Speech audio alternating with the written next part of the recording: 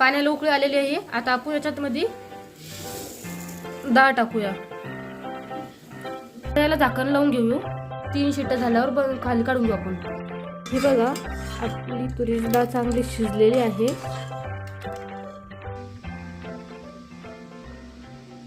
आधी आपण 2 उबळे तेल टाकूया। तेल गरम झालंय, तेलाला लसूण टाकूया। लसूण चांगला परतला आहे।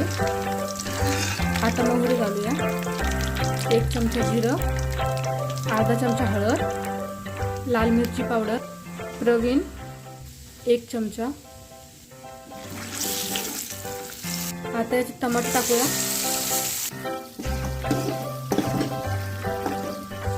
टमाटर चांगलं मॅश करून घ्या। चिमूटभर जिरं पावडर, अर्धा चमचा धनिया पावडर। आता याच्यामध्ये वरण घालूया।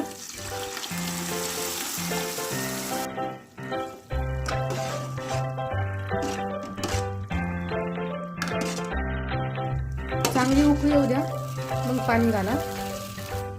आता यामध्ये कसुरी मेथी घाला।